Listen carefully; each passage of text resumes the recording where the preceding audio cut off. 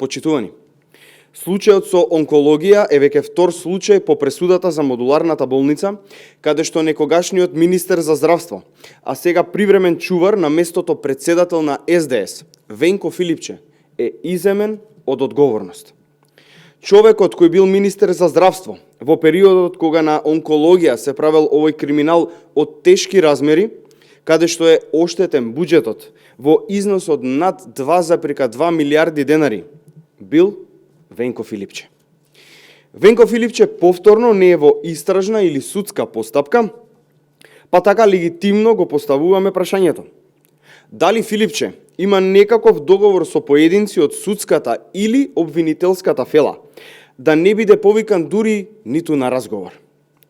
Основното јавно обвинителство треба да ја провери улогата на Филипче за случајот онкологија, а не да го иземаат од случаевите.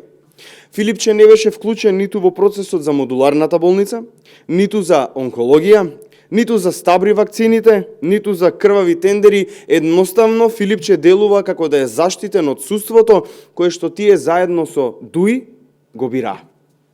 Проневерата од 2,2 милиарди денари во онкологија, немањето на онколошка терапија и купувањето на скапи лекови од компанија блиска до Филипче, основното јавно обвинителство мора подитно да го истражи. Воедно повикуваме Филипче да прекине да се крие по партиски штабови и да се појави во јавност. Филипче должи одговори на македонската јавност. Почитувани, Филипче е црната точка на системот кој треба да биде оставен во минатото.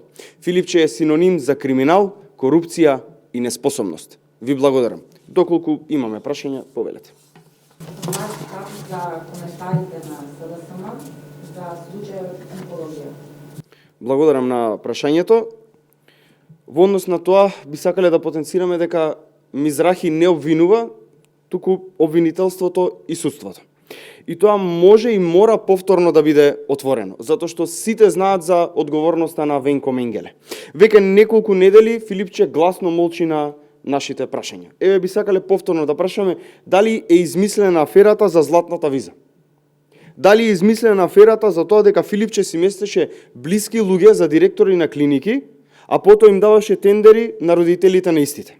Дали е измислена аферата за крвави тендери, приватизација на јавното здравство или пак онаа со стабри вакцините. Би сакале да прашаме еве и каде отидоа парите за нов клинички. Оставивме и пари и проект. Зошто за сите овие прашања и Филипче и СДС молчат и не демантираат? Затоа, почитувани, мора да има и независно и реформирано судство. За луѓето блиски до СДС и ДУИ да не бидат заштитени.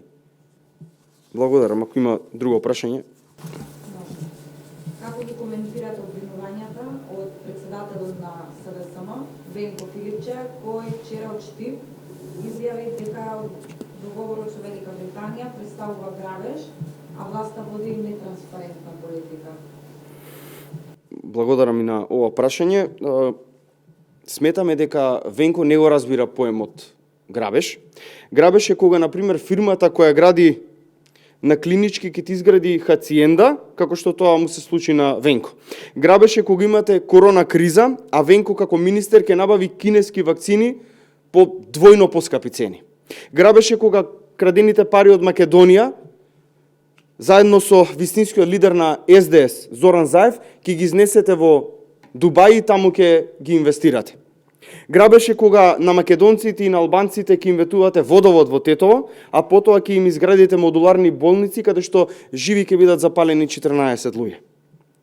Грабеж е кога газда Венко и газда Филипче ќе мора да имаат некаков ќар од овие тендери. Она што не е грабеж е кога ќе склучите пакт со најмокната држава во светот и при тоа нема да продадете ниту име, ниту устав или идентитет. Не е грабеж кога од таквото партнерство ќе извлечете пари за нови железници, за болници, за образование, нешто што е добро и за македонците и за албанците. Тоа се вика одговорна и државничка политика. Благодарам.